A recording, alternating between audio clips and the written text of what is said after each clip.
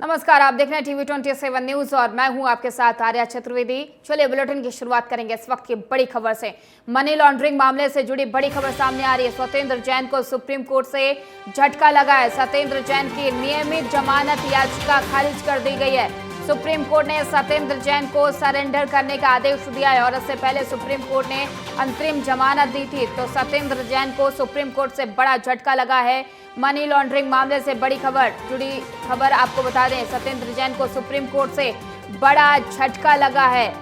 सत्येंद्र जैन की नियमित जमानत याचिका को खारिज कर दिया गया है और सुप्रीम कोर्ट ने सत्येंद्र जैन को सरेंडर करने का आदेश दिया है। तो सत्येंद्र जैन के लिए बड़ी खबर सामने आ रही है। आपको बता दें कि इससे पहले सुप्रीम कोर्ट ने सत्येंद्र जैन को अंतरिम जमानत दी थी। तो इस वक्त बड़ी खबर मनी लॉन्ड्रिंग मामले से जुड़ी आपको बता रहे हैं, सत्येंद्र जैन को सुप्रीम कोर्ट से बड़ा झटका लगा है। उनकी नियमित जमानत याचिका को खारिज कर दिया गया है। साथ ही कोर्ट ने सत्येंद्र जैन को सरेंडर करने का आदेश दिया है। सुप्रीम कोर्ट ने सत्येंद्र जैन को सरेंडर करने का आदेश दिया है और इससे पहले सुप्रीम कोर्ट ने सत्येंद्र जैन को अंतरिम जमानत दी थी। उनकी तबीयत को देखते हुए उन्हें अंतरिम जमानत दी गई थी, लेकिन अब सत्येंद्र जैन को सुप्रीम कोर्ट से बड़ा झटका लगा है। उनकी नियमित जमानत याचिका को खारिज कर दिया गया है।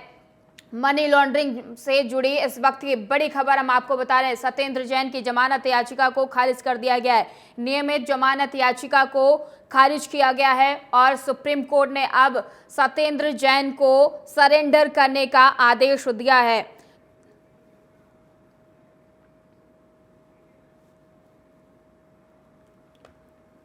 और इस खबर पर अधिक जानकारी के लिए हमारे संवाददाता आयुषी मिश्रा हमारे साथ जुड़ चुके हैं। आयुषी, सत्येंद्र जैन के लिए बड़ा झटका है क्योंकि उनकी जो नियमित याचिका थी, जमानत याचिका, उसको खारिज कर दिया गया है। क्या कुछ अधिक जानकारी मिल पा रही है आयुषी?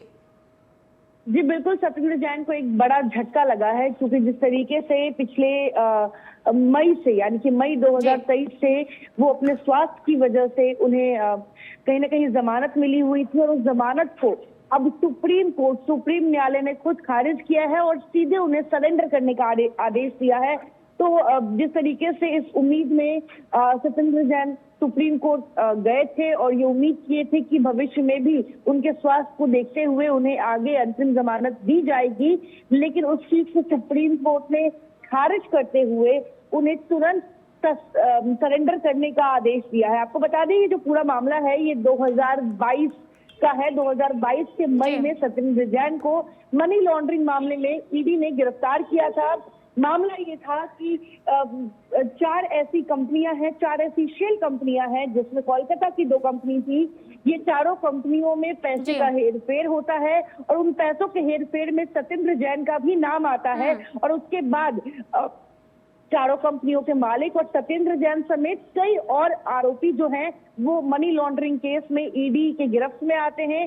फिर उसके बाद उन्हें जेल होती है। तो मई 2022 में सत्येंद्र जैन को मनी लॉन्ड्रिंग मामले में जेल हुई थी और मई 2023 में सत्येंद्र जैन को उनके स्वास्थ्य को मद्देनजर रखते हुए अंतरिम जमानत दी गई थी, क्योंकि जो तस्वीरें निकल कर आ रही थी जेल से कि सत्येंद्र जैन काफी कमजोर हो गए हैं, उनकी रीढ़ की हड्डी में काफी दर्द है और वो ठीक से चल नहीं पा रहे हैं। इन तमाम चीजों को देखते हुए कोर्ट ने उन्हें थोड़ी राहत दी थी और जमानत दी थी। लेकिन इस वक्त जो खबर सत्येंद्र जैन को लेकर आ रही है वो ये है कि दिल्ली के पूर्व स्वास्थ्य मंत्री और आम आदमी पार्टी के एक बड़े चेहरे को एक बड़ा झटका लगा है और उनकी जमानत याचिका न सिर्फ खारिज की गई है, उन्हें तुरंत सरेंडर करने का भी आदेश दिया गया है। बिल्कुल आयुषी, लेकिन यहाँ पे सवाल ये खड़ा हो रहा है कि सत्येंद्र जैन को आज ही सरेंडर करने का जो फैसला दिया गया है कोर्ट की तरफ से, लेकिन यहाँ पे सवाल ये, क्या सत्येंद्र जैन आज सरेंडर करेंगे या नहीं?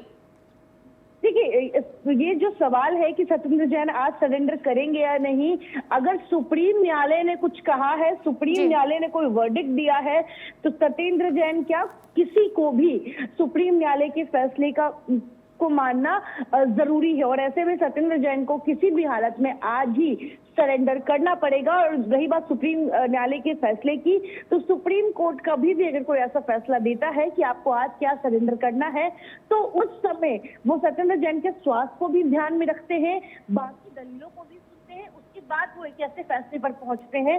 तो बिल्कुल अगर सत्येंद्र जैन स्वस्थ है, सत्येंद्र जैन बाकी चीजों में समृद्ध है, तो ऐसे में कहीं ना कहीं सत्येंद्र जैन को आज ही कहीं ना कहीं उन्हें सरेंडर करना जरूरी है। जी बिल्कुल आयुषी, लगातार सत्येंद्र जैन की तरफ से याचिका दायर की जा रही थी कि उन्हें जमानत उनकी जो है वो आगे बढ़ाई जाए, लेकिन ये एक बड़ा झटका है। चुनाव से पहले आम आदमी पार्टी के लिए कितना बड़ा झटका माना जाए, क्योंकि सत्येंद्र जैन की जमानत याचिका को खारिज कर दिया गया है।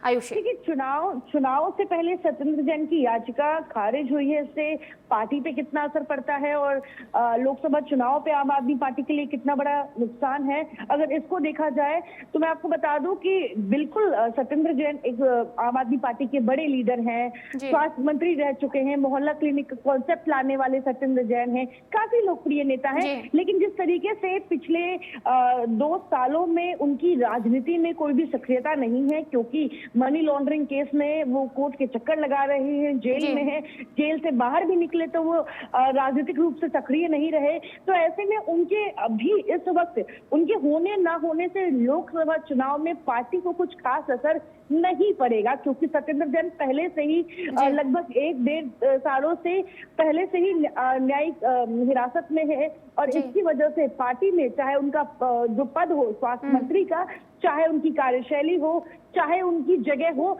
वो दूसरे नेताओं ने रिप्लेस किया हुआ है। उनकी जिम्मेदारियां, उनकी जवाबदेही सौरभ भारद्वाज आज के समय में निभाते हुए नजर आ रहे हैं मंत्रालय में। तो साफ तौर पे उनके सुप्रीम कोर्ट के इस फैसले से पार्टी को ज्यादा नुकसान नहीं पहुंचेगा, लेकिन ये बात जरूर है कि सत्येंद्र जैन पार्टी के लिए एक महत्वपूर्ण चेहरा है। अगर सत्येंद्र जैन को ये जमानत मिलती तो चुनाव में सत्येंद्र जैन भी आपको कहीं ना कहीं चुनावी कैंपेन में नजर आते, लेकिन क्योंकि उन्हें जमानत नहीं मिली तो इससे पार्टी को ज्यादा नुकसान नहीं होगा, लेकिन फायदे वाली बात भी नहीं है। जी बिल्कुल आयुषी, बने रहिए आप हमारे साथ, आगे भी आपका रुख करेंगे।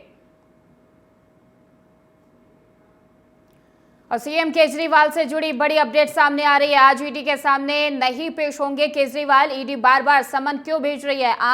आप ईडी का समन अवैध है, ये आम आदमी पार्टी की तरफ से कहा गया है कि वो केजरीवाल ईडी के सामने पेश नहीं होंगे। लगातार ईडी के तरफ से अरविंद केजरीवाल को समन भेजा जा रहा है और इस पर आपकी तरफ से ये सवाल किया गया है कि बार बार समन क्यों ईडी की तरफ से भेजे जा रहे हैं। तो इस वक्त बड़ी जानकारी आपसे साझा कर रहे हैं। ये उम्मीद लगाई जा रही थी कि आज अरविंद केजरीवाल ईडी के सामने पेश हो सकते हैं, लेकिन ईडी के सामने अरविंद केजरीवाल आज पेश नहीं होंगे। उनकी तरफ से कहा गया है कि बार बार ईडी समन क्यों भेज रही है।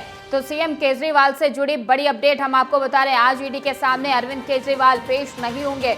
ये उम्मीद लगाई जा रही थी कि आज अरविंद केजरीवाल ईडी के सामने पेश हो सकते हैं, लेकिन आम आदमी पार्टी की तरफ से कहा गया है कि लगातार ईडी समन क्यों भेज रही है।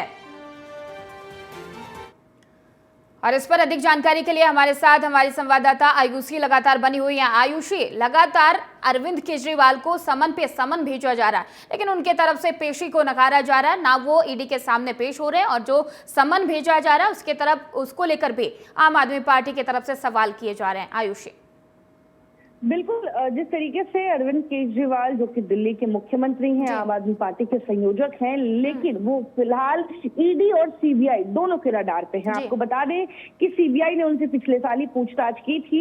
दिल्ली कथित शराब घोटाले मामले में 9.5 घंटे की पूछताछ हुई थी। उसके बाद सीबीआई ने उन्हें जाने दिया था, लेकिन जिस तरीके से ईडी उनसे पूछताछ करना चाहती है और लगातार बिना आपको बता दें कि बिना देरी किए ईडी लगातार समन पे समन भेजे जा रही है। 9वीं समन अरविंद केजरीवाल को भेजा जा चुका है और इस बार समन ना सिर्फ शराब घोटाले मामले पर बल्कि दिल्ली जल बोर्ड घोटाले के मामले में भी अरविंद केजरीवाल को समन भेजे गए हैं। तो साफ तौर पे जहां एक तरफ ईडी पूरे तरीके से बेसब्र हो रही है मुख्यमंत्री से पूछताछ करने के लिए, तो वहीं दूसरी तरफ मुख्यमंत्री अरविंद केजरीवाल लगातार इस समन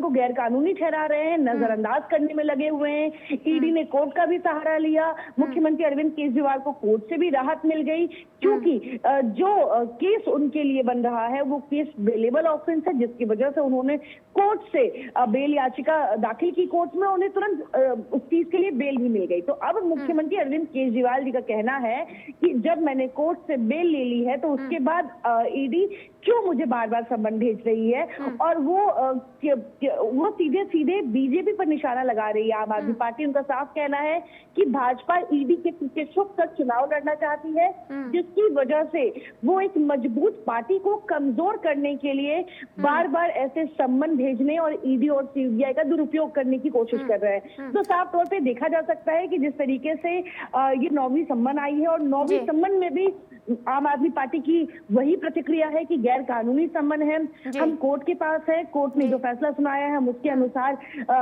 चलेंगे। लेकिन ऐसे में ईडी क्यों बार बार सम्मन भेज रही? तो अरविंद केजरीवाल लगातार ऐसे सवाल पूछते आ रहे हैं, सम्मन को गैर कानूनी ठहराते आ रहे हैं। लेकिन सवाल ये उठता है कि दिल्ली जल बोर्ड घोटाला कहां से आ गया आखिर?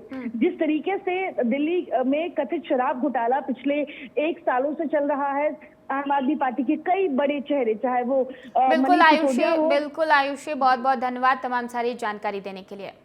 और भारत जोड़ो यात्रा का समापन हो गया है, सीट बंटवारे को लेकर फार्मूला भी तैयार हो गया है। शरद पवार अपने उम्मीदवारों का ऐलान कर सकते हैं। तो भारत जोड़ो यात्रा खत्म होने के बाद सीट शेयरिंग पे फार्मूला तैयार हो गया है। शरद पवार अपने उम्मीदवारों का ऐलान कर सकते हैं। भारत जोड़ो यात्रा का समापन हो गया है, सीट बंटवारे को लेकर फार्मूला भी तैयार हो गया है। शरद पवार अपने उम्मीदवारों का ऐलान कर सकते हैं। तो ये बड़ी जानकारी आपसे साझा कर रहे हैं, जहां पर कल भारत जोड़ो यात्रा का समापन हुआ और यात्रा के दौरान इंडिया गठबंधन के तमाम दिग्गज इस मंच पर मौजूद रहे। चाहे शरद पवार की बात कर ली जाए, वो तमाम दिग्गज नेता जो कल इस यात्रा के समापन में शामिल हुए, और सीट शेयरिंग के फार्मूले पर भी बात बनती हुई नजर आ रही है। और ये भी कहा जा रहा है कि शरद पवार आज अपने उम्मीदवारों का ऐलान कर सकते हैं।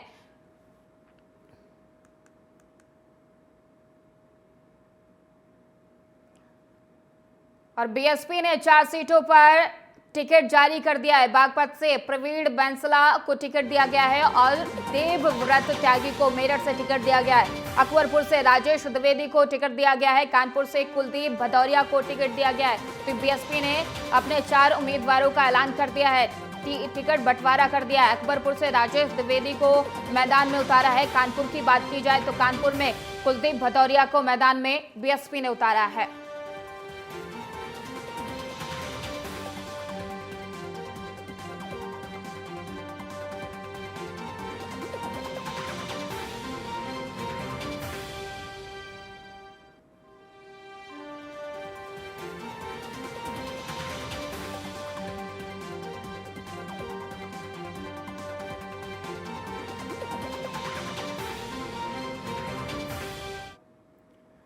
और इलेक्टोरल बॉन्ड को लेकर सुनवाई हो रही है सुप्रीम कोर्ट में, क्या कुछ चल रहा है चलिए दिखाते हैं।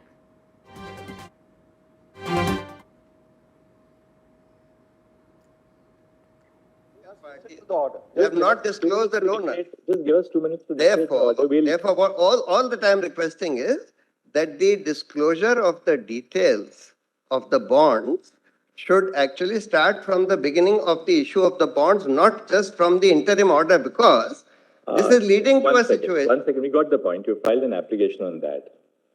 In our order, They have filed an Mr. Ansari, just one moment.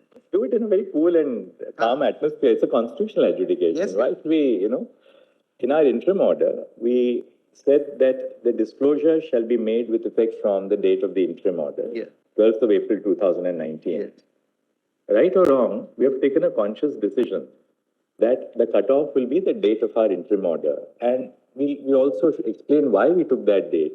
We said after that date, of course, the Constitution Bench has an option to go all the way back from the date of the bond or from the date of the judgment, some place via media, some via media in between. We took 12th of April 2019 because it was our considered view of all of us 5 that once that interim order was pronounced, everybody was on notice, what we told Mr. Rodgi. Now we have maintained that if you want that to go back to 2018, that's in the nature of a review of the judgment. So the only reason why I'm saying that in paragraph 200, in in paragraph 219, bracket B and C of the judgment of this court dated 15 February 2024. Just one fact by way of information. Enough of assistance by this public spirited person, my lord. the details- Your lordship doesn't need any further assistance. The details of the number of bonds shown by the, in the data. which He is has been gathering the submitted. details for a future PIL, my lord, so The that number of bonds- remains in, the he remains number of- relevant. No, please permit why not the chief justice to declare the order? Heard everybody, Mr. I was just pointing out that there is a huge mismatch between the number of bonds purchased and the number of bonds encashed in the data submitted by the State Bank to the Election Commission. They are showing 18,871 bonds purchased, but showing 20,421 bonds redeemed. The total amount of bonds purchased is 12,155 crores and the amount redeemed is 12,769 crores. That is 550 crores more than what were purchased. Now the explanation for this could be because the data is from 12th April. At that time, the bond purchase was going on. On 12th April 2019, it was going on. What is possible is that some of these bonds were purchased prior to 12th April 2019, but redeemed after 12th April 2019, and that is why there is a mismatch. But I just wanted to point out there is a very और तमिलनाडु दौरे पर प्रधानमंत्री नरेंद्र मोदी तमिलनाडु के कोयम्बटूर में दौरा करेंगे प्रधानमंत्री नरेंद्र मोदी और प्रधानमंत्री नरेंद्र मोदी यहां पर रोड शो भी करेंगे। तैयारियां पूरी कर ली गई हैं तो तमिलनाडु दौरे पर हैं प्रधानमंत्री नरेंद्र मोदी। तमिलनाडु के कोयम्बटूर का दौरा प्रधानमंत्री नरेंद्र मोदी आज करेंगे और यहां पर जनता से रूबरू होंगे। साथ ही कोयम्बटूर में प्रधानमंत्री नरेंद्र मोदी रोड शो भी करेंगे।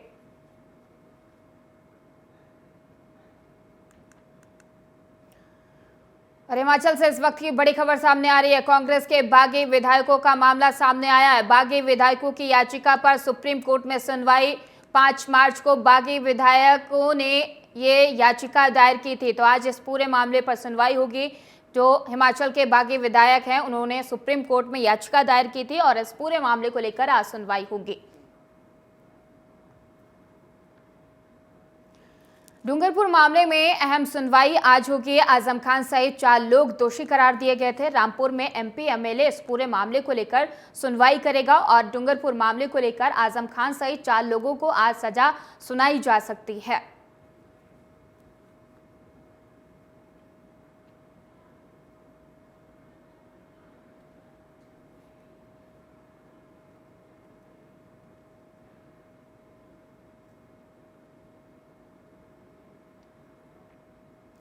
रूस में व्लादिमीर पुतिन की सरकार कायम रहेगी। राष्ट्रपति चुनाव में उन्होंने जीत दर्ज की है। 88% वोटों से पुतिन ने राष्ट्रपति का चुनाव जीता है, तो 5वीं बार पुतिन फिर से सत्ता पर काबिज होंगे और राष्ट्रपति का चुनाव 88% वोटों से जीत दर्ज की है। रूस में एक बार फिर से पुतिन की सरकार रहेगी। राष्ट्रपति चुनाव में उन्होंने बहुमत के साथ जीत दर्ज की है। 88% वोटों से राष्ट्रपति का चुनाव पुतिन ने जीता है। दिल्ली बीजेपी अध्यक्ष वीरेंद्र सचदेवा ने बड़ा बयान दिया है और उन्होंने कहा कि जांच एजेंसी से भागने वाले केजरीवाल ने इतने भ्रष्टाचार किए हैं कि उनके पास सम्मान नहीं बचा है, सिर्फ समन बचा है, तो उन्हें समन का जवाब देना चाहिए। और सभी जानते हैं कि जल बोर्ड का घोटाला शराब घोटाले से भी बड़ा है। जांच एजेंसी से भागने वाले केजरीवाल, आपने दिल्ली में इतने भ्रष्टाचार किए हैं कि अब आपके पास सम्मान तो बचा नहीं, अब मात्र सम्मान ही बचे हैं, तो कम से कम उनका तो जवाब दीजिए। आप जल बोर्ड के सम्मान से भाग रहे हैं, लेकिन सब जानते हैं कि जल बोर्ड का घोटाला शराब घोटाले से बड़ा घोटाला है और लगातार जो अधिकारी भी उसमें गिरफ्तार किए गए हैं जांच एजेंसी द्वारा, उनके द्वारा जो जानकारी है वो भी बता रहे हैं कि लगभग 400-450 करोड़ का घोटाला उस समय हुआ जब अरविंद केजरीवाल खुद चेयरमैन थे। तो जांच एजेंसी को सहयोग करें, जल बोर्ड का घोटाला। द्वारकाधीश मंदिर में होली का उत्साह देखा जा रहा है। यहाँ आने वाले श्रद्धालु होली के रंग में नजर आ रहे हैं। होली के इन तमाम रंगों के बीच जब श्रद्धा, भक्ति और भावना का अपार संगम नजर आ रहा है और यहाँ पर द्वारकाधीश मंदिर में, और यहाँ पर जिस जगह पर मैं हूँ यहाँ पर आप देख रहे हैं बहुत बड़ा सा ढोल, और इसके पीछे शायद मान्यता ये है उसके बारे में भी हम जानेंगे। लेकिन भक्त और भगवान का सीधा सरोकार होता है, ब्रज का ये सबसे पुराना मंदिर है। तो क्या इसकी खासियत है, इस ढोल का, इस नगाड़े का क्या सीधा महत्व है, हम जानेंगे। मीडिया प्रभारी हैं, खुद उनसे जानेंगे। सर, आप अपना नाम बताएं और इस नगाड़े को लेकर के बड़ी विशेषता है, सुबह से बजता है। सर, देखिए, पुष्टि मार्ग संप्रदाय के मंदिर ठाकुर द्वारकाधीश में जिसमें हम और आप खड़े हुए हैं, मैं वहाँ का विधि एवं मीडिया प्रभारी हूँ। और जिस बात की आप बात कर रहे हैं, ये द्वारकाधीश मंदिर की बात नहीं, ये पूरे ब्रज मंडल की बात है। क्योंकि सब जग होरी या ब्रज होरा। होरा से हमारा तात्पर्य क्या है कि बसंत पंचमी के दिन से प्रारंभ होते हैं होली के कार्यक्रम पूरे ब्रजमंडल में।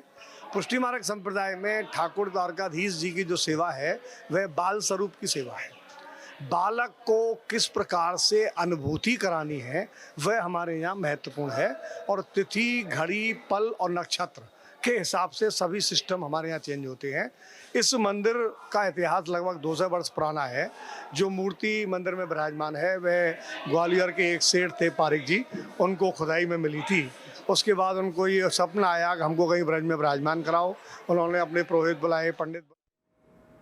और इस वक्त की बड़ी खबर सामने आ रही है, तेलंगाना के राज्यपाल ने इस्तीफा दे दिया है। लोकसभा चुनाव लड़ने की संभावना बताई जा रही है। सूत्रों के हवाले से खबर आ रही है कि वो लोकसभा का चुनाव लड़ सकते हैं। तमिलसाई सुंदरराजन ने इस्तीफा दे दिया है, तो लोकसभा चुनाव लड़ने की संभावना बताई जा रही है। ये सूत्रों के हवाले से खबर मिल रही है।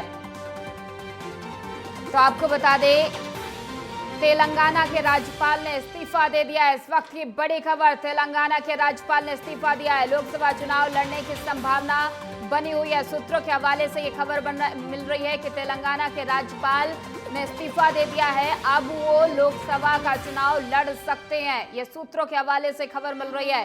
तमिलसाई सुंदरराजन ने इस्तीफा दे दिया है। तेलंगाना के राज्यपाल ने इस्तीफा दिया है। इस वक्त की बड़ी खबर हम आपको बता रहे हैं, तेलंगाना के राज्यपाल ने इस्तीफा दे दिया है। तेलंगाना के राज्यपाल तमिलसाई सुंदरराजन ने इस्तीफा दिया है। और फिलहाल इस बुलेटिन में इतना ही। देश और दुनिया की तमाम खबरों के लिए देखते रहिए TV 27 न्यूज।